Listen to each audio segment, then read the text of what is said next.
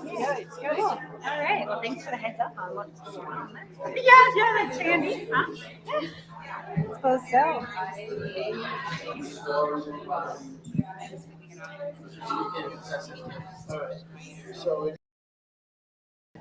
Test 1 2 3 4. Check one. Test 1 2 3 4. There's a delay. 1 2. So we'll check the audio on the stream.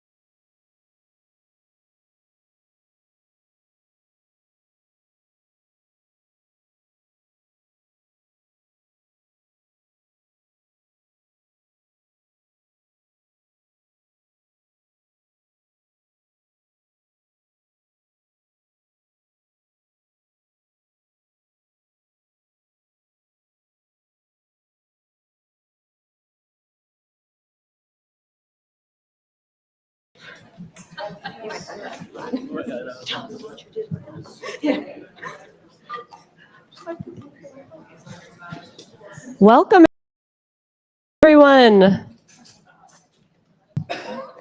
All right, well, thank you so much for being here at Radically Rural. My name is Amanda Littleton. I work with the Cheshire County Conservation District, and we are so pleased to be in our 5th year of helping to organize the land and community track here at Radically Rural.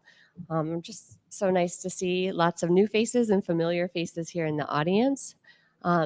So for Radically Rural today, just a little bit of housekeeping. If anyone needs restrooms, they're right out there. There's also some water jug out there with some cups if anybody is interested in that.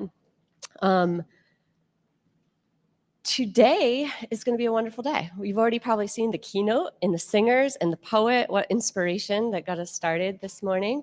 And then so we're going to have this great Grainshed panel, which we're going to get started with shortly. But just wanted to put forward that this afternoon in this room here in Heberton Hall, at 3:30, we're going to have a climate activism panel looking at youth activism for the climate. And then at 5:30, for those who are interested, the Connect event is happening, which is an amazing opportunity to network and learn and eat delicious food in downtown Keene here. And then so just one other piece to share is that if you haven't already checked in at the Colonial, or if you have any questions about the event for the next 2 days, the Colonial Theater right on Main Street is sort of the hub of information. So please feel free to go check in there with any questions you have. And frankly, anybody with a red t-shirt on, just come ask us questions and we would be happy to help connect you with whatever information that you need. So I think that may be all of our housekeeping before we get started. And so I am delighted to turn it over to Amy Halloran, who's going to be our moderator for this panel. She's a writer. She wrote a book about fresh flour, and she has been advocating for local grain systems for a very long time. And she's going to take it over, do an introduction, and introduce the panel as well. So here you go, Amy. Thank you. Thank you. And thank you all for being here for this conversation. I'm always excited to talk about flour and to see what we can get going by creating word bridges about changes in grains. My name is Amy Halloran. I wrote a book about flour with many of the people in here in it. And I work with a number of regional grain groups because none of this happens in isolation. Rebuilding regional grain systems is really a cooperative endeavor. Lots of advocates, researchers, and entrepreneurs I've always had a hard time saying that word, so please don't get at me with that. Working together to create something new in grains. So we wanted to give you a sense of what this looks like across the country. I'm here today with the Northeast Grainshed Alliance, but that's just one of the groups in the Northeast working on a lot of grains. And this is not Northeast people. In Washington State, you have the Bread Lab and Cascadia Grains working together. There's a lot of people putting their minds to other ways to make grains happen. Most of our grain farming in America is corn and soy, and we all know the environmental problems with that, or I hope we do. I'm going to focus on the environmental solutions that growing food grade and beverage grade grains can bring to communities. Choices for farmers, better, in terms of their markets and them making choices. I don't think that eaters understand how restricted our farmers are. There's this myth, vote with your fork and everything's going to come. How do you vote with your fork for a malt house that doesn't exist? New England didn't have any malt houses until for 100 years.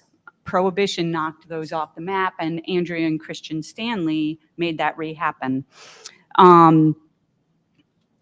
over on that table, there's this mighty regional grain chain illustration that a group I work with in the Midwest, the Artisan Grain Collaborative, put together. And I just love it. I really hope you'll take one of these home because it illustrates the many people and relationships that are happening to make new grain relationships happen. Barrio Grains, people might have seen, I'm forgetting the name of that baker, but he wanted Don Guerrera. Thank you. I'm embarrassed, but he won a James Beard Award this year. He's done incredible work just to turn the engine of baking back to the ground and get grains going. California Wheat Commission is an incredible story of a trade commission. So, it's commodity market, but they're shifting to local markets. They're shifting to try to connect growers in California to local buyers because there's not the large scale export markets anymore. Maine Grain Alliance is another fantastic Northeast New England resource that you might have heard of, the Kneading Conference. It's the last 2 day weekend of July every summer, super powerful baking and grain energy event. In the winter, everyone should go to the Northern Grain Growers Association conference because that's up at UVM. Really interesting connections, as you'll see a little further on. So we have all these incredible human resources coming together to recreate something that began to get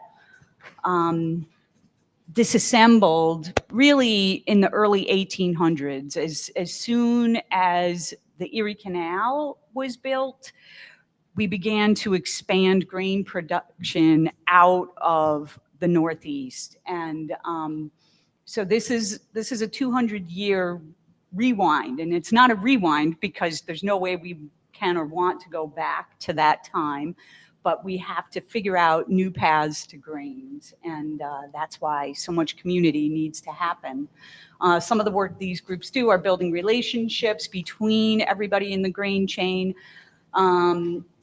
Lots of education, field days are really common, baking classes are really common and great. Grain quality resources, so we have testing in UVM. At UVM, Crops and Soils team has a testing lab, and also Hartwick does malt testing. And then these are some of the other things that any of these grain groups can do. This is more from the Artisan Grain Collaborative when they did a bake test. So that's an example of some of this, grain muscle. The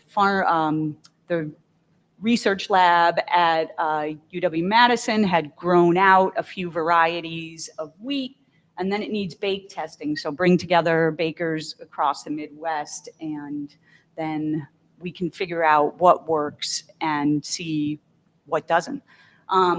Here we are with our Northeast Grainshed Alliance. So dialing this in, we have a lot of jobs that we're trying to do. One of the big things that we want to tackle is to provide markets for farmers and encourage them to participate in novel food grade and beverage grade grains. Since we have this 150, 200-year gap in grain growing, there's an awful lot we need to do to support farmers. And what the NGA is doing is trying to help create consumer awareness so that we can drive demand back to the field. Because farmers are not going to go out and buy a combine until there is a lot lined up for us. And you will, oh, that was backwards. Caught me on backwards and forwards. One of our big awareness projects is the Square Foot campaign, which we're going to talk about a little bit more. But basically we have calculators that describe how much Grainland is in a loaf of bread, for bakers, brewers, and distillers, so that the consumer can try to visualize, oh, this many square feet is in what I'm eating and drinking. So 18 square feet is in your average loaf of bread. If you are making those square feet represent Northeast and New England farmland, that makes your bread taste an awful lot better. Here's ways to learn more about us, and I do encourage you to grab goodies over there. And I want to introduce to you people whose business biographies are going to tell you a lot about this abstract promise I've been making about relationships rebuilding a grain chain. And so I'm going to introduce everybody overall, and then they're going to do little bios for you themselves. So first, on my right is Blair Marvin from Elmore Mountain Bread and New American Stone Mills. Super excited to have baker and mill maker in the room. Barry Labendz from Kent Falls Brewing in Connecticut, weighing in at incredible grain weight. We have Lenny, and I can never say your last name, so I won't, River Valley Community Grains up from New Jersey. Shawn and Sara Gingue from the Northeast Kingdom in Vermont, NEK Grains. They're going to tell us all about how they've grown into this. Andrea Stanley of Valley Up, no, that's a consolidation. Valley Malt and Ground Up Grain. Ground Up Grain is the flour mill. Valley Malt is the malt house. Welcome, Andrea. That's Massachusetts. Thanks for being here. And Sara Cox from Tuckaway Farm here in your fair state of New Hampshire. So, Blair, would you kick it off and please describe how Elmore Mountain got into regional grains? Okay, so we have where to start. I suppose with the bakery, which is kind of the foundation of what we do. My husband and I, 18 years ago, started a wood-fired bakery in northern Vermont, all sourdough, trying to acknowledge the historic practices and tradition of baking wood-fired breads and naturally leavened breads using the highest quality ingredients we could possibly find. We're very small. We service just a small radius in northern Vermont, with a focus on method, sustainability, community. About halfway through our 18-year career, we were feeling a little stagnant. We had always been sourcing the highest quality organic flour we possibly could from various sources. Originally, it was King Arthur flour in the very beginning, and then some roller mills, organic roller mills up in Quebec.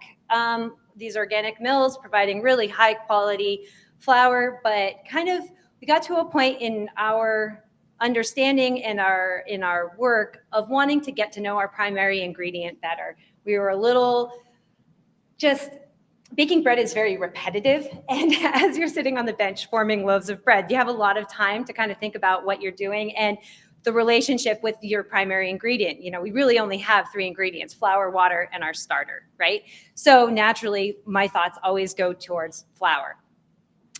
One day, a fellow baker down in North Carolina who had a small mill introduced us to local grains that he had milled himself on a small mill.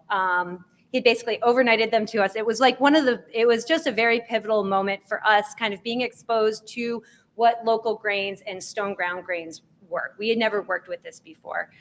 We quickly realized that as we moved into this place where we wanted to reevaluate and dive deeper into our understanding of our primary ingredient, one of the things we needed to do was we needed to have 2 pieces to this puzzle. We had the bakery, but we didn't have local grains and we didn't have a mill. And we weren't lucky enough at the time to have a regional mill near us. So there was, their main grains wasn't close enough. There was not ground up grain. There wasn't farmer ground flour. There was nobody in northern Vermont where we could source these local grains. So we set about designing and building our own mill. So we built a flour mill ultimately that would allow us to mill 100% of our flour for our bakery using, with not initially, but because at the time there was very little organic grain being grown in northern Vermont. I think there was 2 farms growing maybe maybe 20 to 40 acre parcels. So it really wasn't anything available, but we knew that this was a goal for us. So essentially we set out designing and building a mill that would allow us to eventually reach the goal of using 100% local organic fresh milled grains that would ultimately be sourced within 50 miles of the bakery. We are an agricultural state in Vermont, a lot of farms that were struggling that could use diversification and additions to their farms to help increase their profitability. And so all of these things kind of linked together and led us to building this mill using 100% local flour. And now we work directly with 6 different farmers in Vermont, one of which is here, to source all of our wheat, rye, and other various cereal grains. We mill everything daily before going into the mix. And we also have another business now. After we built our first mill, we now build stone mills for other farms, restaurants, bakeries, maltsters, to be able to close the gap and have the ability to connect or to repair the disconnect between the farmer and the end user. So that's New American. Chatty. That's newamericanstonемills.com, and you should look at it just because the map shows where regional grain activity is happening. Anyone who has that is not getting grains off the commodity system to mill themselves. They're building relationships with growers. So it's a pretty cool way to trace how this is happening. Thank you. So I was with several other people, started Kent Falls. The process began in about 2011. We're in Northwest Connecticut, and the property that we're on was a retired dairy farm. And we knew we wanted to, and we went through a whole ordeal with the town where they saw brewing as an industrial act. And we, to open the brewery on the farm, needed to kind of reconnect brewing and agriculture to the town. So while working with local grains was something that was important to us from the very get-go, the beer we want to make, I think similar to your sour bread, is, with local grains, with wild yeast, really attention to process and, the connection to the land and surrounding area. The process of having to change laws and convince a group of people that hold all the power that connected to agriculture and supporting a farm in the process, I think we really dug our heels in a little deeper in what we were looking to do. So when we opened finally in 2015, there was the really young local malt scene. Andrea and I were just talking about how through the Grainshed, we've all gone through trying to find other people who are growing grain or might be able to mill grain. And you're searching the depths of the internet. And I joked about, I found some guy who said I grew wheat in my backyard, and I called his cell phone, and he was like, "How'd you get my number?" And I was like, "I dug deep on the internet, my man," and we don't have to do that now because we have the Northeast Grainshed, which is incredible. So it's gone from really a small scale compared to where it was now. And we were beginning using, we had a section of our beers that were 100% locally grown grains. Those are the beers that we were really, kind of envisioning being what we were making.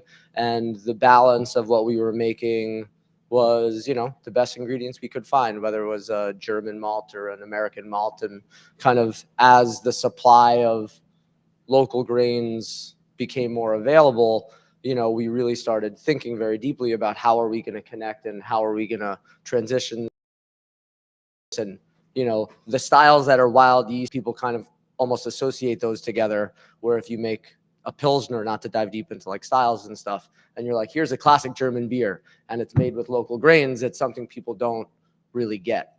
And one of the things that I started thinking about with this was, well, if we're doing this and trying to increase it, we can't none of this will succeed if we're all specialty, because we're in a supply chain, and we need to have this be good for our suppliers and our customers. And it needs to not only be quality, but obviously, at a scale that works for everybody, so we can get over that point of like passion project and into like, this is a viable business. I live my life, and there's going to be another mill or another brewery that does this and opens up. So that's kind of where the square foot campaign sort of originated from, is thinking about like, okay, well, if we make these Pilsners with local grain as well, like, how does that impact our farmer, and where are we going to start communicating that to our customers? But at this point, so the brewery opened in 2015.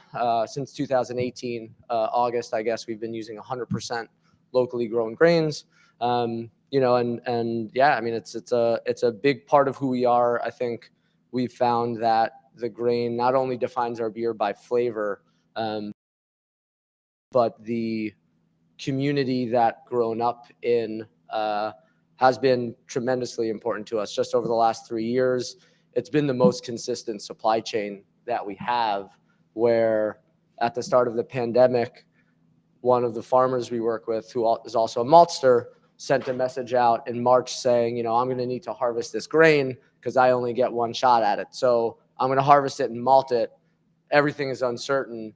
You guys brew, and we'll figure the rest out, billing and whatever it is later. But know that if I don't do this, I'm shot for the year, and you guys are uncertain. And, Andrea has been able to provide malt to us at a text, and the only question is maybe shipping that hour drive, whereas there's not an out of stock. There's not, it's all of these things. The price it's the only ingredient that we haven't seen the price change on, and some of the prices have actually gone down. So it like is now at the point where the proof is in the pudding, not to use like a cliche term, of the support that working within a local supply chain actually provides to a business, aside from, the great character of the ingredient we're getting. Not to ramble on about this. It used to be where, I would walk into a bar and it's made with local grains, and it's like a weird thing. Not a lot of people totally get it, or like it's a weird selling point. And so a bar owner actually once asked me, like, why should I care? Like, that's cool and all, but does it taste good? It seems maybe a little bit more pricey than other beers. And it got to the point where like the firm answer, which is I think where we all start with from our businesses, is because it tastes better. That's like the number one, right? And that is something that we can say like tried and true about all of our beers and the grains we get. We are able now to do selection on varieties of barley. We were just up at Andrea's malt house the other day with our full staff to say, this is the character we're wanting, talking about the malting process and how we can get the exact character we want. It's really, it's a big part of who we are. And I don't think I could operate a brewery another way at this point. Thanks. Hi, everybody. Just want to say thank you to the Hannah Grimes Center and Radically Rural for having us and hosting this great event. River Valley Community Grains, I'm co-founder. We're based in northern New Jersey. And River Valley Community Grains emerged out of larger conversations in figuring out how to jumpstart a local food economy with an emphasis on soil restoration. And the goal was to encourage farmers to transition a portion of their fields to growing, transitioning away from corn and soybeans for commodity markets and growing crops for local markets and local communities. And preliminary discussions first focused on grain for animal feed. However, further discussions informed us that people wanted local flour, nutrient-dense bread, so there was a demand for that, and they wanted stone mill flours. And this was all around 2017-ish, and around this time, we discovered Amy Halloran's book, The New Bread Basket. And in that book, we learned a great deal of the history of grains in the Northeast and the grains renaissance that was occurring in the last 15, 20 years in the Northeast. So we learned about Maine grains in Skowhegan, Maine, farmer ground flour outside of Ithaca, New York, Valley Malt in Hadley, Mass. And we were inspired by these efforts, and we wanted to develop that in New Jersey. With the history that Amy had explored in her book, I love history, and I had seen in New Jersey that New Jersey has a lot of dormant stone mills just sitting there, which is an historical testament that flour was being produced. And it seems like every other street in New Jersey is called Mill Street, and there's a town called Millstone, and then there's the Millstone River. So obviously it was being done in New Jersey as well as the wider Northeast. Along with encouraging farmers to transitioning over then to growing grains, a variety of grains for local markets, we also wanted to rekindle those conversations between farmers, millers, and bakers, which is a major theme in Amy's book. Most importantly, we discovered an agronomist, a grains expert in Amy's book. Her name is Dr. Elizabeth Dick. She's founder of an organization called OGRIN, which stands for Organic Growers Research Information Sharing Network. And she's been absolutely instrumental for us. She sort of essentially works as a consultant. So she comes down and guides the farmers on the growing process. So even before the cash crop is planted, Elizabeth is very concerned first with soil tests and then applying a healthy dose of cover crops to build up the nitrogen in the soil and also for suppression of weeds. Once we had several farmers that expressed interest in growing, they had said to us, well, we can grow it, but what are we going to do with it? And sort of that's where my partners and I in River Valley Community Grains had seen an opportunity and where we could provide value to the farmers. So we sort of wear several hats. We help the farmers clean the grains post-harvest. So we have two grain cleaners, which we transport from farm to farm and help them with the cleaning process. Then we're also taking on the processing. So we're stone milling the grains and we're rolling oats. We also have an oat roller. And then we're doing the marketing piece. And the marketing piece right now consists in a big way attending farmer markets. Elizabeth Dick had said direct to consumer is a great way to start. And it's really been extremely helpful in getting the word out and highlighting the products. And then also cultivating relationships with several commercial bakers. In addition to the processing and the marketing, we also collaborate with several local businesses to highlight their businesses and to also highlight the grains that are being used in their end products. So for example, we partner with a nonprofit bakery.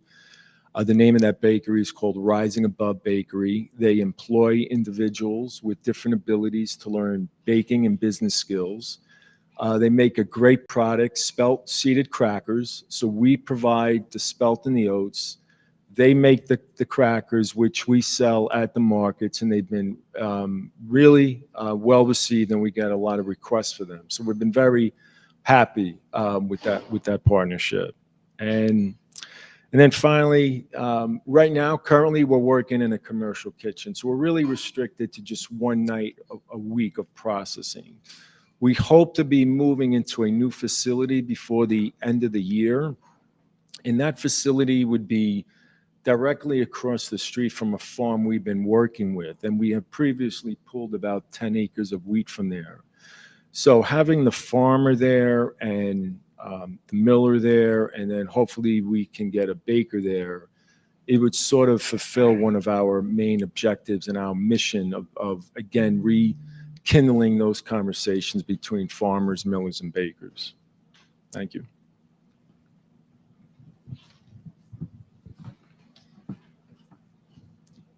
Yeah, I'm Shawn Gingue from NEK Grains. I guess we have a family farm. I'm the fourth generation, and this is Gingue Family Farm up in Waterford, Vermont. We were primarily dairy for about 6 60 years. And we sell the dairy herd in 2015. There were a lot of conversation on should we continue and update facilities. We had a lot of plans, but the numbers just didn't crunch to make it work with the dairy farming of our size up there. Excuse me. And so within that transition, we started raising some dairy heifers for another farm. And what happened within that pivot of the farm is it opened up some land that we could grow some other crops on. So it allowed us to kind of sit back for a minute and kind of think about where can we take this into the future with what types of crops or what's in demand. And first things first, the commodity corn, soybean type situation just doesn't fit for us. We're smaller acres. And again, the math doesn't make sense for that as well. So we went to the Northern Grain Growers Conference that Amy mentioned up at UVM. And I attended that and got pretty excited about local grains, just talking to farmers and networking. And I was pretty surprised about how many different types of grains were being grown around Vermont. And so I came back to the farm and talked with my father some, and we connected with a maltster. And 2018, we grew 50 acres of malting barley, and we harvested that and sent that to the malt house. And that was kind of our kickoff to growing grains. So from there, it opened up our eyes even more. We were looking into wheat varieties, and we did plant a winter wheat after that. And from there, it was kind of the mentality of grow something, put it on a truck, and kind of ship it out. We didn't really want to try and go and put the salesman hat on or saleswoman hat and just try and go door to door. But as we talked with Blair, we connected with Blair, Marvin, and Andrew, and she was kind of introducing us to local flour and like, if you guys thought about milling, and honestly, it really wasn't on our radar. So maybe you can. Yeah, we started thinking about it, and I think the more we looked into it, we were getting just excited about, being able to provide a product to bakers and producers, and they were super excited about it. So the first year that we started milling flour was last year. Blair and Andrew actually mill for us. They're in the process of building us our own new American stone mill that we're super excited about. But we kind of just went into it completely. We didn't really think that it was going to be that popular. I guess we were thinking like, we're farmers, we can grow stuff, but like Shawn said, we're not experts at marketing, but the more we really dug into it, the more we realized that, we have a broad scope of, bakers and brewers that, want whole, they want local grains. And it's, become really obvious that it's super important to, be able to source things locally. And then, like fast forward to like this year, we're growing, we've continued to grow barley and wheat. We've grown some soybeans as like a rotational crop, because grains need to be rotated. You can't just grow grains and grains, every single year. So that's something that, we're hoping to get that rotation down so that we can access the land. We still, have heifers on the family farm. There's about 350 heifers, and they supply manure. We use that on the fields as, part of our nutrient management plan. And, it's kind of all intertwined, and it's kind of our way of being able to diversify and move into the future, because just the heifers for the farm isn't going to be sustainable for the future. So we wanted to be able to diversify and move forward, and we're here now. And we have a combine now. Yeah. We've been, last year actually, we put in 2 grain bins and worked on infrastructure and the equipment to do everything from planting to harvesting to storing. And now with the mill, we'll be able to process and distribute, to customers as well. So that's something we're super excited about.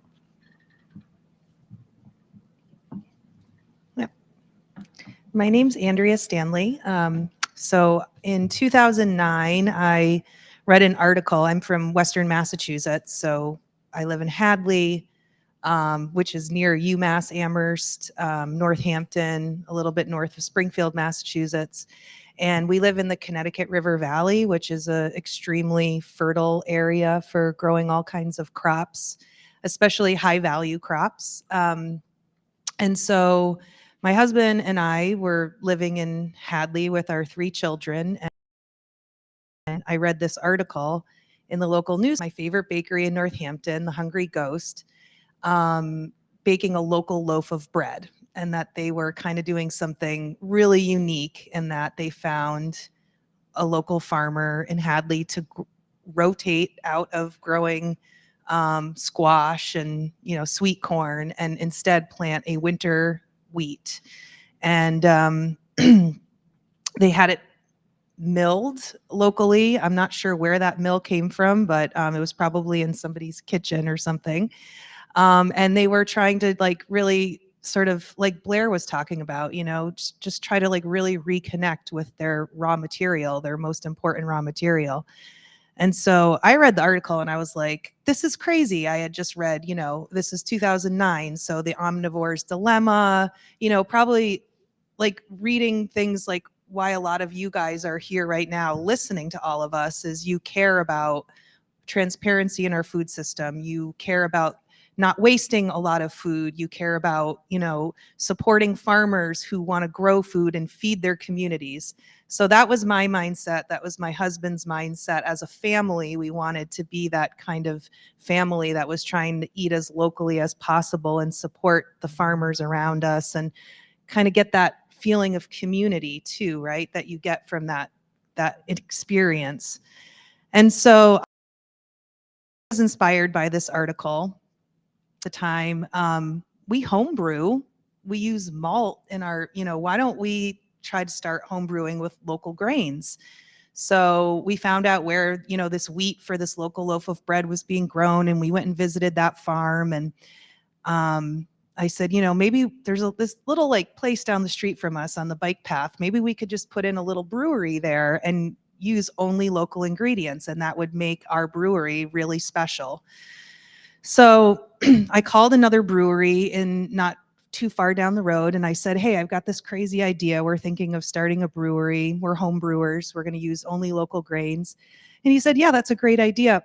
Where are you going to have it malted? And I was like, what's malting? He said, well, malting is, you can't just use raw grains. It has to be malted. And I was like, oh, I never really thought about that. But right, I don't buy barley to make homebrew. I buy malt. So Google search, and I start looking up malting. And I said, okay, well, I'll just find a local malt house in the area, and maybe we can ship them our grain and they can malt it for us.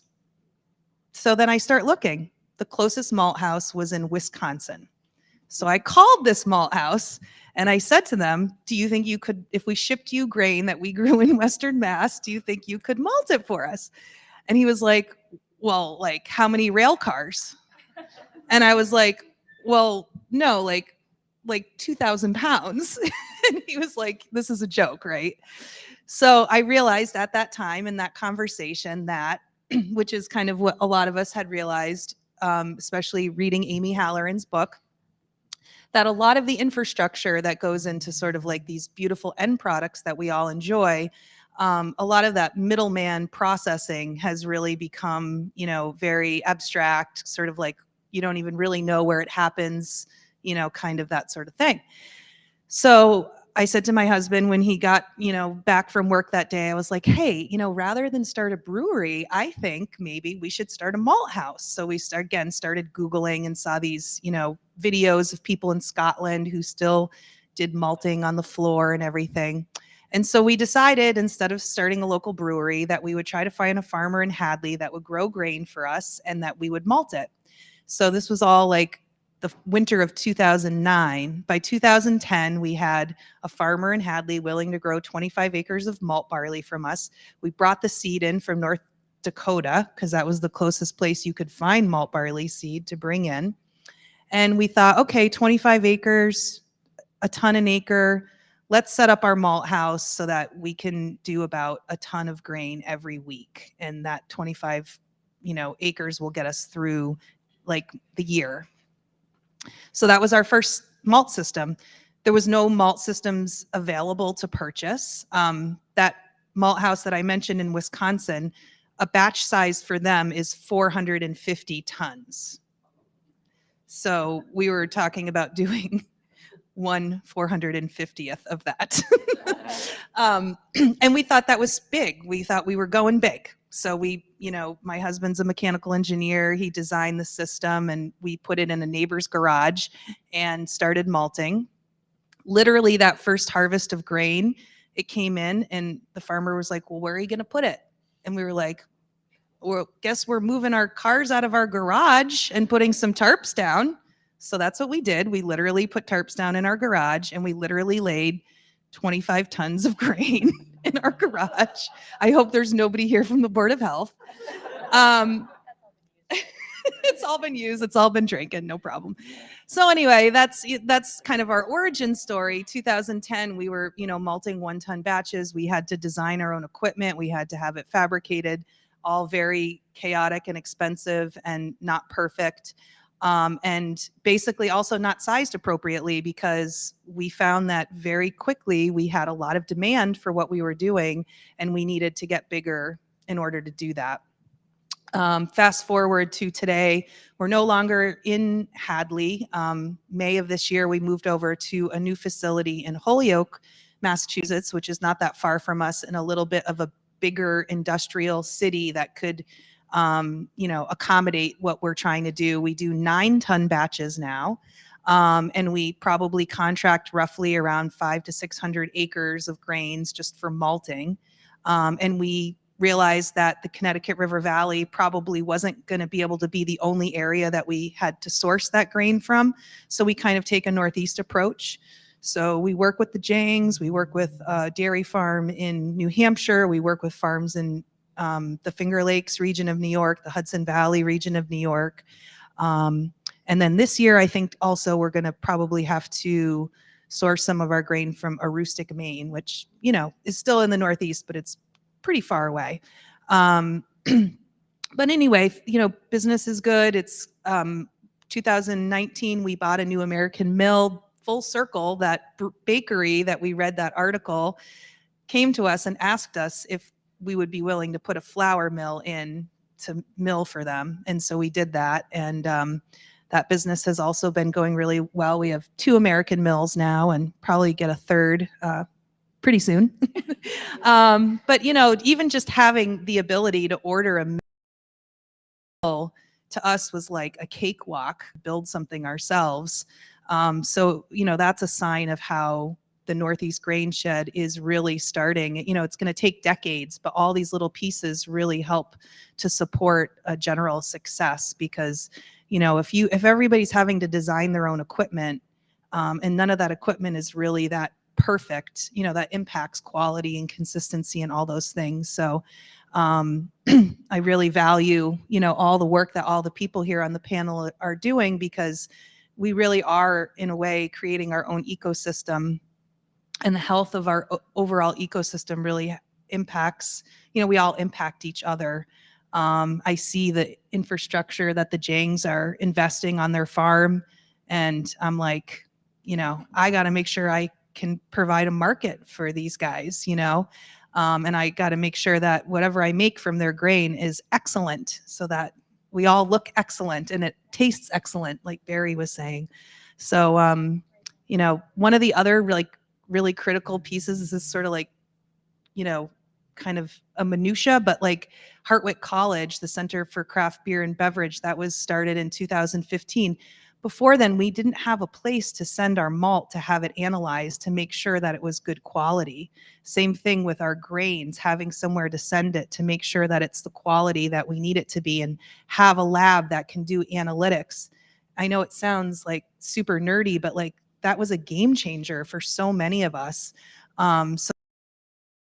So many pieces to the ecosystem of the, we're all kind of taking our own, bite out of it and trying to do our best to digest it.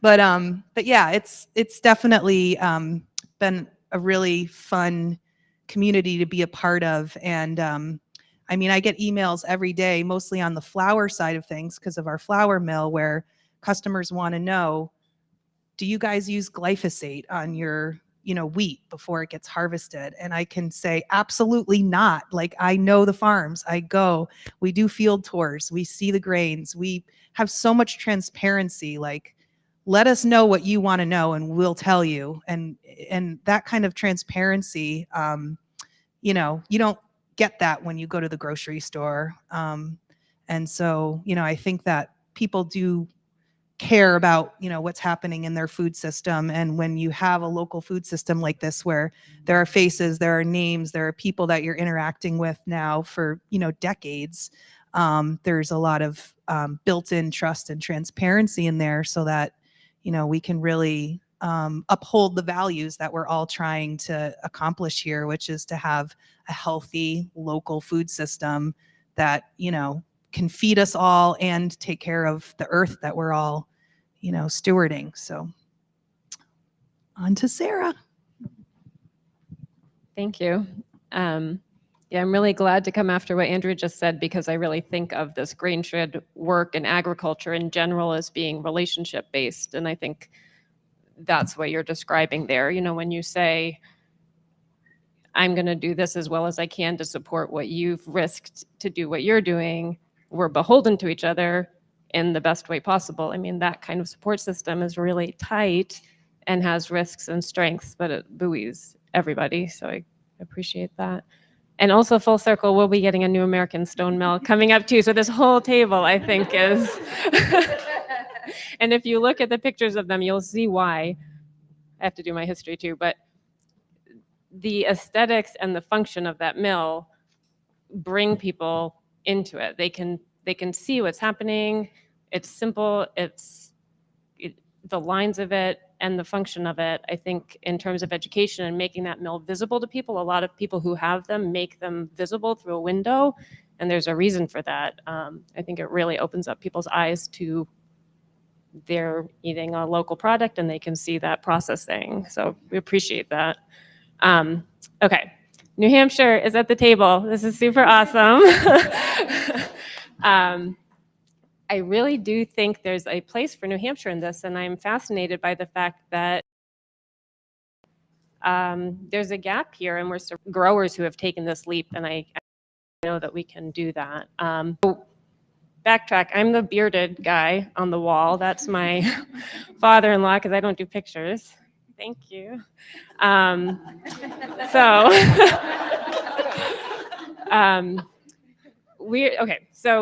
we are a family farm that started in 1984, a certified organic vegetable and fruit, hay, sheep farm in Lee, New Hampshire in the Seacoast. I married into the farm 19 years ago yesterday. It's our anniversary. Thank you. And we've been doing grains on the farm for as long as I've been there, but as part of our regenerative agricultural practices, so as part of our cover crop practices. So I really think like that 2007, 8, 9, 10 period was instrumental to that, when we were starting to find equipment so that we could do more plantings of winter rye and do some roller crimping and work part of our agricultural practices, but not in terms of a food grade crop. And at that time is also when I came across Amy's book, looking at the new bread basket and seeing that we could also go in that direction, and that viable market for grains and that connection of the grower, miller, baker was there to be had, but we were missing all these integral pieces along the way. They weren't there for us. So we'd been growing ornamental corn, not thinking of it as a food crop. And I think it was in 2011 or 12 that we were looking at a crop of autumn explosion that we were growing in, a small amount as the ornamental fall crop as part of our market, and said, this is crazy. Like, this is a corn that we can be eating. That's a hybrid corn, not an open pollinated corn, but it's also it's a great cornmeal variety. So just in our home, we started to play with it. We were parching it and we were milling it on a tiny little mill that we found on the counter. We didn't find it on the counter, a countertop mill that we put on the counter. And it was fantastic. We loved it, and we loved it enough to try to bring that product to people. And we already had, what's amazing in the seacoast of New Hampshire, a lot of you probably may know this if you've been to that area, is that it's a really local food enthusiastic area. There's a market there already. So the pull was there for local grain the way that it was for other fruits and vegetables that farms were growing. But nobody was talking about grain as one of those foods. Like everybody said, it's this thing at the grocery store and it's a part of what you're making, but it's not an integral piece of the puzzle. And the corn for us really became that, because the flavor was so strong, and we were milling it on a little stone mill, and you just got all the quality and all the nutrition, and people could smell it because we were roasting it and you could feel it. We would bring a bicycle, a stationary bicycle with a tabletop mill on it, to the town fair or to the schools, and people just really loved that because it was very tactile for them. So same as the New American Stone Mill, you just feel the process of it. So that we started doing cornmeal, and we did that for a couple of years, just working with our farm store customers and with some of the restaurants in the seacoast that we work with. And then in 2018, we met David Vargas, who's the chef of Vita Cantina in Portsmouth, New Hampshire. I think he's twice James Beard nominated chef, and we met, and he said that he'd heard we were growing corn and that he would be really interested in sourcing locally for their tortillas, which they were hand pressing at the restaurant. So he came over. We were growing about 5 different varieties of corn at that time. So he sampled all of them. He felt out what he liked the best to work with. And they started getting as much corn as we could give them to make their tortillas. And they just had a little, I would bring the corn, and the person who was going to be assigned to work with that corn just went, oh, great, thanks. Now I'm going to be cranking this for a while. Because everybody was working with, small scale systems. Anyways, that relationship grew over a couple years to the point where they decided to start a tortilla company. I brought some of the tortillas that they do. So instead of just pressing tortillas at their restaurant, they have it's still a small operation, but now they have a bigger space to do it in. And they do tortillas and tortilla chips.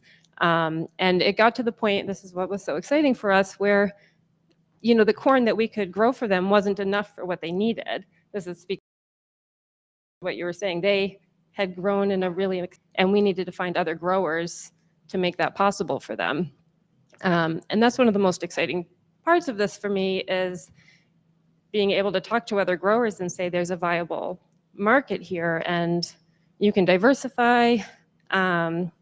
You could, there's some young farmers starting out trying to decide which direction they want to go, that this is something that if there are enough pieces in place to take that leap, because it is a leap. It's an equipment leap. It's it's an everything leap, especially with what land access means, and the affordability of land and everything that comes with farming. So between COVID interrupted the growth of that a little bit, but it continues to grow. And in fact, the tortilla maker has now bought the company. So she's a first-time female business owner. So that's a really exciting part of our community now.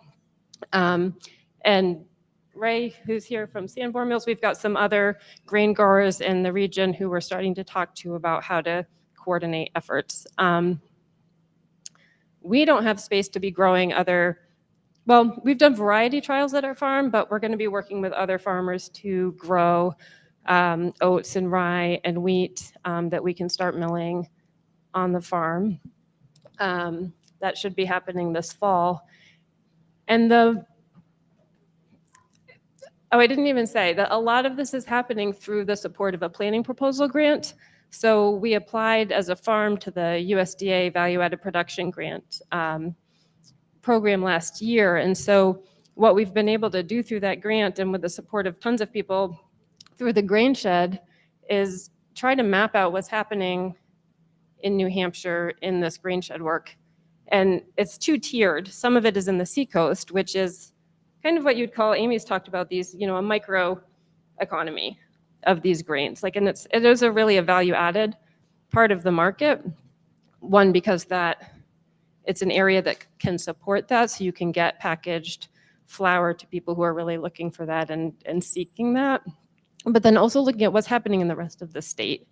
So what's happening with the dairy farms, what's happening with the next generation on those farms, what's happening to land that's going to be lost to agriculture altogether, unless we figure out how to partner people with that land and that there is a market out there for what they could be doing. I'm always interested in, you're not very far away from someone growing these non-commodity grains and it's just not happening here yet. So part of this grant is trying to connect with people in New Hampshire. And I really think we're at a moment in it to just bring people to the table and use all of this as inspiration for where we could go with it.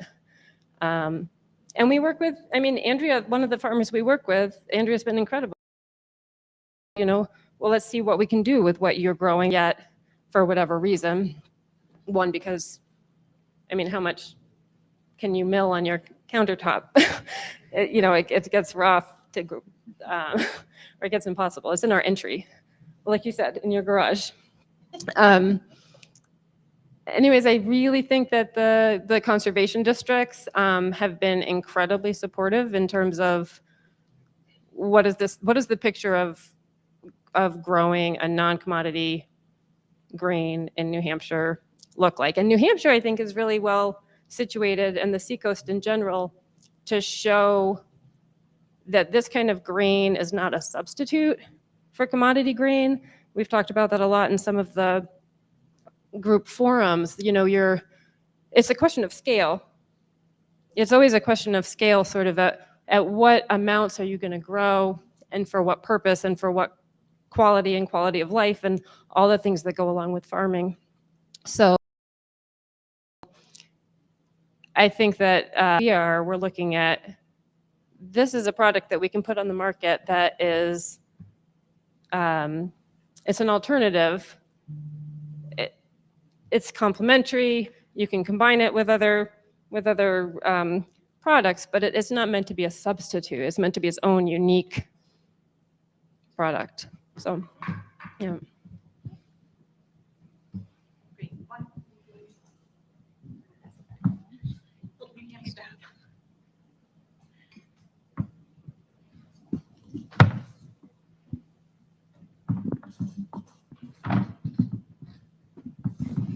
Thank you, everyone, for giving a good portrait of our basics of grain around here and what we're trying to do.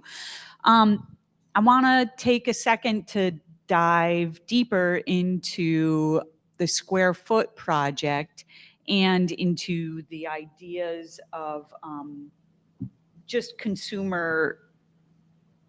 building consumer knowledge that this is an agricultural product and helping them visualize their space in it. So I think in the interest of time, we'll go straight to Barry to talk Oh, I'm close enough to step on your feet, so I can turn you off in a second. But Barry, could you talk about the development, the light bulb of it in your head, and its evolution into the whole Northeast Grainshed Alliance program? So I think I mentioned it earlier. The square foot idea came from trying to figure out, I know if people only buy these specialty products with local grain that I make once a month or once a week, whatever it might be, and save the bottle in their closet for a special occasion, that if by the time I was ready to have a second batch bottled and for sale, if they hadn't drank that first bottle, there's only so many bottles they'll end up buying. And the same kind of question, then I just like applied it backwards, thinking about malt and our suppliers. So if you get a text message or a call, hey, how are you doing on malt for that special project you have? And you're like, don't have another one yet. It's sitting in a barrel for 3 years. Like, I'm good. That's not going to really work. Like, the next time I want to make it, that malt house or that malt might not be there for it. So, I think I asked Andrea, like, how much barley does a farm need to make to like be viable? And then it was, you work that forward and you get to, okay, well, how much beer is that? So how many cans is that? And I calculated it down to one of our IPAs, quickest selling beer, certainly at the time, was about 4 square feet of barley or grain field in a can. So my first thought was like, this is cool. This is going to be interactive. I'm going to bring this into our tasting room. And I painted a 2x2 square in front of the bar. And I thought people are going to walk up and go, oh, what is this square that I'm standing in? And you go, that's how much barley is in your can of IPA. And people thought that's where the line started. And it confused all of service because it was off center. It was a little short-sighted. But, you keep trying. And on doing brewery tours or farm tours, I would stand up on the brew house and say, okay, well, who can tell me, free beer, if you tell me how many square feet of barley it takes to produce one 16-ounce can of 6% IPA. And the answers range from 1,000, 1, 2, nobody really knew. And so when I would give the answer 4, the next question would always be, is that a lot? And it's like people are just totally disconnected from, like we've heard, what grain is. We see people come in, and as we're taking the grain out of the mash tun, people go, is that the hops? It's like totally, it looks like grain. It's grain, right? But nobody is able to kind of figure that out. And that's because farms, wheat growing in many places. You don't see mills. Not, right? So I was trying to come people into this conversation about sustainability. That's the calculators that have been developed, or, brewers, bakers can go in and kind of say, okay, well, if I'm going to get a pallet, of barley or wheat, what does that impact, or how much is in the thing? And, a tool for them to communicate their specific products. Where I think it's gone, and I don't know if any of the beer that made it up last night is still here, if it was hopefully drank. But so we have those 4 square feet or 5 square feet or 3 square feet symbols on our new cans of beer, and it says 1 pint, which you have to legally say, or whatever the volume is, and then we just have an equal sign, and it says square footage of Northeast grains. So as much as I want people to get into this conversation and think about the sustainability and what am I actually supporting and how is a farm viable, and I need to do more, right now this beer world is kind of going through this, like, we're seeing seltzers become popular. People are making slushy beers. It's fun. People are having fun with it. It's great, but it's harder to have like conversations about sustainability around that. And especially I think now over the last couple of years, as things have become very stressful externally, I think for all of our lives, people are really into feeling good. It's something that brings them joy. And the square foot, I think it's just a really great way to say, like, drink this beer, you're supporting 4 square feet of local grains. And if that's the only thing that happens, that you feel good because you're doing this, perfect. Like, we'll accomplish our goal, and you'll get maybe more joy. You'll seek that out on another loaf of bread, and you'll start connecting things, and you'll get there. Like, let's not jump to talking about acreage and that it's like 1 million cans of beer for a 100-acre farm, and that's way more beer than I can produce. Yeah, so I'm getting timed. No, I just remembered something. I just remembered that this this representation is not without precedent. I found an ad, but I don't even remember the year. But I think it was in the no, it had to be, maybe it was 1940. Stay tuned to the Northeast Grainshed Instagram, because there was this moment where they're saying, "Do you know how many acres of farmland you're drinking?" It's way back, one of those nice black and white, the little earnest guy who looks like he's selling you a Monopoly, talking about grain. So you were echoing the past, and you did not even know it. Yeah, I mean, I think that's largely, I would say, for myself, where, I've kind of, it's really hard to have these long conversations. People have to get there. I mean, this is a space to have it, and it's wonderful, but it's really hard to find the right way to say something on packaging.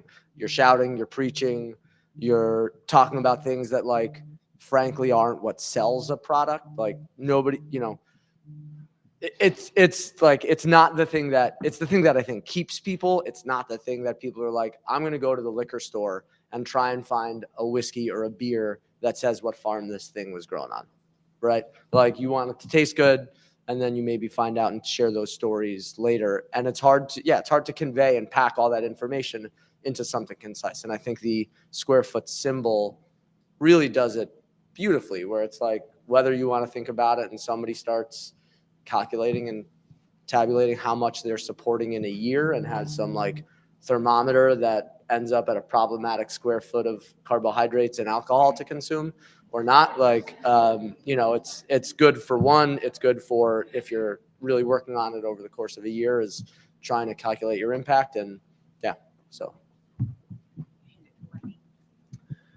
I guess I can speak to my experience with the square foot project at the farmer market. So at the markets, I have on the flour bags and our oat bags, the square foot sticker. And so a 2-pound bag of flour is roughly 32 square feet, and 1-pound bag of oats is 23 square feet. And overall, the messaging of the square foot project, I think, has resonated extremely well with the public and people at the farmer markets. I have stickers at the table. I have other promotional materials about square foot, what the Northeast Grainshed is about, what we're doing. I had a family last weekend come over. They, on their phone, they were looking at the calculator. The kids got a kick out of checking out the calculator on the phone to sort of engage them. The father had the sticker on his water bottle, so I thought that was really cool. Initially, when I was presenting it, there was, as Barry mentioned, when he had said 4 square feet, and somebody said, well, is that a lot? Initially, for me, they saw the sticker and said, wow, 2-pound bag, 32 square feet. And they thought that was a lot. And I thought it lent itself to another discussion about how critical then it speaks to the need. In order to grow this stuff, you need farmland. So people really appreciated that, and so they're always looking forward to seeing what else may come out there, like the pint of beer for distilleries as well, a shot of whiskey. So getting that messaging out at the farmer markets, I think, has been extremely beneficial, and I'm glad to be a part of it. Andrea, I think that mic is live. I wanted to ask you to talk a little bit about the collaboration beer, Raising the Grain, and its release on Square Foot Saturday, and what the Square Foot Saturday was like for you at Valley Malt's new location. Well, Square Foot Saturday was, I think it was April 2nd. April Fool's Day. Okay.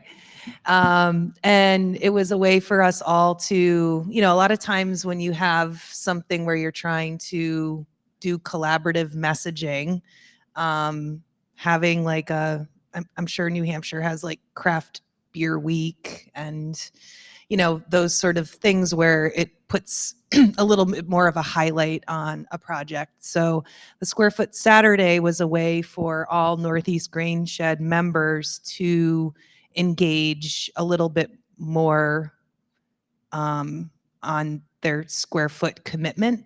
So we committed with our new facility in Holyoke to have an open, sold tickets. People would come and tour the mill. We had bagels and breads and crackers. I'm trying to think of some of the other things, cookies. We had a number of bakeries that use local flour come sell their, kind of a farmer's market, sell what they had, talk about how many square feet in each product that they were selling. So somebody could walk around and take a tour of our mill, see how many square feet of flour gets milled, in a minute or in an hour. In a day, you're actually talking about acres, right? So a typical day at our mill, we're probably milling about an acre worth of grain. And so we also had a tortilla company that came to talk about Mi Tierra tortillas, if anybody's familiar with them. They came and so they could talk about how many square feet in each one of their tortillas or in a taco. And, it was a beautiful day. People that came definitely were either really into local grains or just really curious about a local flour mill and what goes on in there. Shawn and Sara came and were able to where their grains go to be processed, but also to kind of, be there if people wanted to talk to them about what it's like to grow grain. There's so many layers where people could be educated about, what it takes, that it takes a combine, that it takes a silo, that you've got to put concrete underneath that silo and, all these augers to get grain from the combine into the silo. Hope that they all work. Buy a lot of duct tape. But, so the Square Foot Saturday was just one of those days where you could just come and eat your way through the day and just kind of get a quick 101. But if you wanted to, you could also dive a little deeper and learn a little bit more. So it was really fun. We had a huge turnout. It was post-COVID, 2022 April. But I want to say we had probably 100 or more people come to it. We had Barry's beer, so people were able to see, okay, a beer's 4 square feet, a loaf of bread is 18 square feet, a bagel is, I think it was like 6 square feet. So, just kind of a fun thing to think about what you're eating in that way. And we enjoyed it. Our staff enjoyed it. It was a really nice community event, and we look forward to doing that more every year. Yeah, because it wasn't just there, it was throughout the Northeast, and that was our first, and we're looking forward to doing more again. We would now like to open it up for questions. Who has a burning question? Emily has a hot microphone for your burning questions. We've got all this grain expertise in the room. Can you wait a sec for the... Emily's running.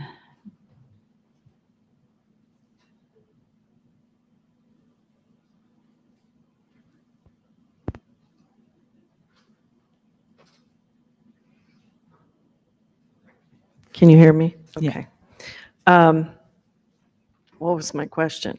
So I was at the dinner last night, and I know that a lot of you folks were able to speak to some of our farmers that were there, but there was a recurring theme around availability of land in terms of acreage and what they have. And, you folks were talking about NEK, and you had a lot of acreage available for grain growing. And, you know, the question was, you know, how viable, how is worth my time to, you know, put aside 10 acres or 5 acres, or, you know, and I heard other people talk about how they actually source grains from farms on that kind of, you know, grain. So I'm just curious if you could answer that, so I could answer it for them if they didn't hear it last night. Sara, you want to take it? Great. So we operate about 600 acres. That's not all grain. A lot of it is grass hay fields that we harvest for the heifers. So about 400 is grass, and the other 200 acres we rotate our grains through those fields, and we rent a lot of land from local landowners. Maybe a 10-acre field and maybe a 30-acre field. Recently, the last couple of years, we rented some new land from some neighbors that we've kind of driven by their fields to do our fields for a lot of years. And both of those landowners, I did stop in and visit with them a little bit. And one in particular, they did not want corn. It blocked their view from their house. So we started growing grains, and I'm like, hey, I might have something here. So went back to see him again, sit at the kitchen table, and I started talking about our grains. And both that landowner and the other one that we picked up in the last 2 years, extremely excited to see. You're growing what? You're growing, oh yeah. So we're growing wheat, we're growing barley on their land, we're cover cropping it, and we're not putting corn because they don't want that. But growing a new crop actually excited landowners and actually helped us kind of rejuvenate that land and turn it, because it was run down. It was old land that wasn't being taken care of well, and we kind of had a new plan with grains, and it was really exciting to them. So it's kind of neat to have the landowner be pretty excited for you to come in and grow a new crop and tell your story on what we're going to do with the crop and where it's going to go. And we can tell them everything we're going to do, and instead of grow it and then it gets shipped off somewhere. So it's fun to be connected that way.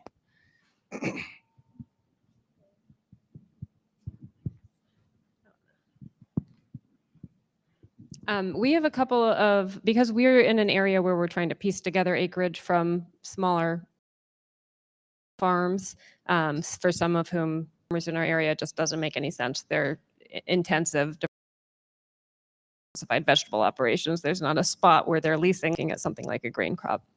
But we do have some farms who do, you know, some hay fields along with their vegetable crops, that have some areas that they've said, you know, if somebody could come, we can plant this, we have the equipment to plant it, then we're done. Like if somebody could come and do the harvest and post-harvest, you know, we're all in, you can use that land. So then there's figuring out, okay, how are we going to make that work and what's worthwhile in doing that and the logistics that go along with that. Or there might be somebody who can get it out of the field, but like, you know, cleaning it, and are you cleaning it there or getting it somewhere else? So for us, it's been, this person could add 10 acres, that could make a big difference into what we can get to the 2 bakers, you know, that we're trying to say, you could have this local loaf, you know, consistently, you know, or you want everything you're doing. So just trying to figure out patchwork, how to coordinate with people logistically to meet them where they are and what everyone else can provide in that. So those conversations are great. I think there's potential there, but it can be complicated to figure out how to work it. The only thing I was going to add was, you know, that I think is probably one of the more tricky parts. If you have a farm and you maybe want to grow, you know, 15 acres as a trial or something, you know, and right now we, you know, our grain is grown on land that we manage and we plant. And so we know, you know, the rate of seed. I think it can be tricky when it comes to, you know, like we haven't gotten to a point where we've approached farmers and said, hey, would you put in 10, you know, would you be willing to put in 10 acres of this heritage, grain variety, because I think it depending on the distance, when we're harvesting our crops, we do, I think, want to get to a point where we're able to do that, managing the quality too, because with grain, we found that it's not just a plant it and forget it type of crop. It does require, like a very pretty accurate and precise harvest time and schedule. And, if it's harvested at, a certain moisture percentage, it would need to be gently dried so it can be stored. But if someone were to have questions, we would certainly love to speak with them about it. But yeah, it definitely, the logistics and it can be challenging, when we're talking about adding in outside sources.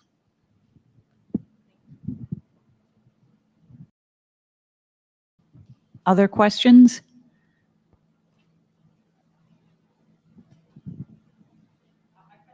Whoops. Hello? It's about seed for planting. At some point, someone said it was hard to get seed locally and you were getting in the seed from the Midwest. And I'm wondering if that's changed now. Are there places that are just growing for seed for planting? Or how are you sourcing seed at this point? So it's a huge issue. Seed sourcing is something that actually the Northeast Grainshed has as one of our action items, is to have a more collaborative pipeline for where seed will come from and making sure that that seed is available. So we've run into a lot of situations where either farmers are keeping their own seed from year to year, but then sometimes that seed might become contaminated with a little bit of, say it's barley, it gets contaminated with a little bit of wheat, it's no longer seed. And so then where do you then get your seed from? We found that because of the nature of the Grainshed currently and all of the sort of like peppered small operations, you might have 8 different mills and each mill wants a different variety, which makes the seed people crazy. And in a way, it probably makes the farmers crazy too. And I think everybody at some point, as we mature this Grainshed, we will have a place for those very niche varieties that are heirloom or landrace or whatever, but that we will have to come up with a handful of different varieties that we know will limit the risk for the farmer, that it'll be a good adapted variety, and then signal to the normal seed people like Seedway and Caravale and all these places, signal to them that we're going to need this much of this seed to be available every year for farmers to be able to buy. So at this point, like working with growers, it's still not completely easy for them to know what to grow. And then even if we say we'd like you to grow this, it's hard to find the seed a lot of times.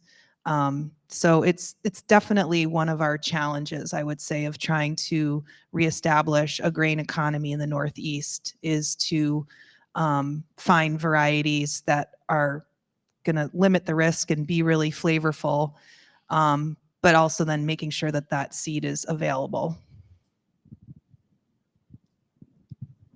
Do we have time for one more question? Because I saw back there, M.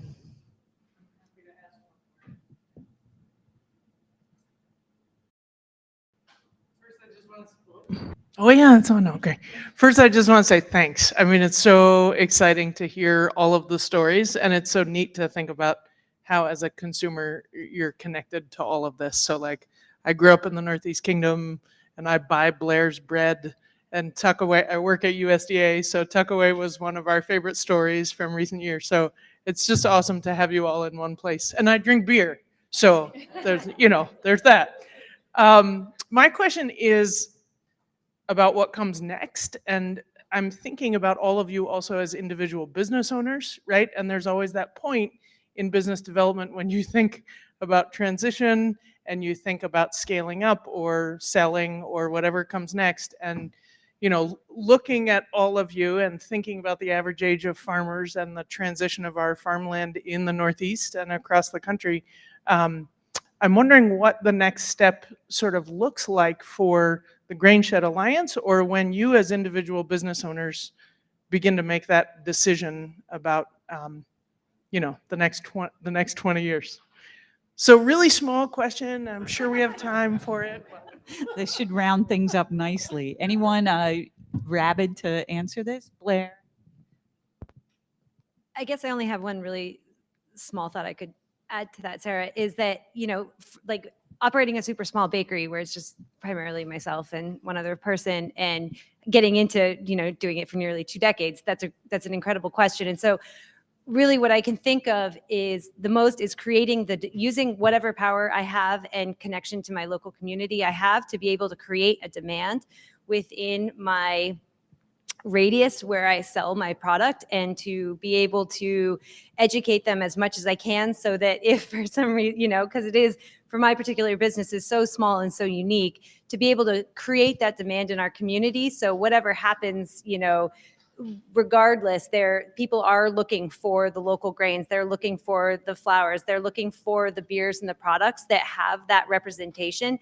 So as businesses ebb and flow and grow larger or scale back, whatever the choice is, the work that's being done here with everybody, and what we look to do is to solidify that demand and create that resiliency in our local grain economy. And by doing that, we can all leave our stamp regardless of the size and scale of our business. So I think that like made me think of an experience I had where early on with thinking about this square foot idea, I reached out to a friend of mine who does communications and marketing for a lot of breweries and was running this idea by him. And they were really kind of taken aback. Oh, I've never heard anything like this. It would be such a unique thing to really make your own. And I steered the conversation to where it's that same idea. This can't be without, like, this is my thing, right? Local malt brewery, stop. Like, it won't work because I can't use enough barley to support one farm and one maltster, let alone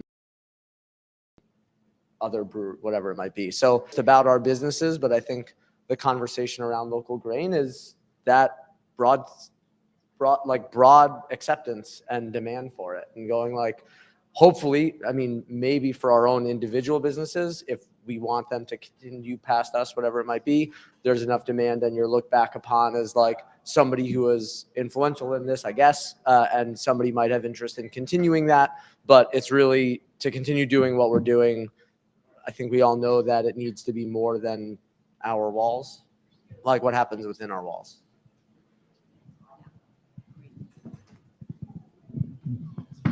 Are we hitting the timeline? We are.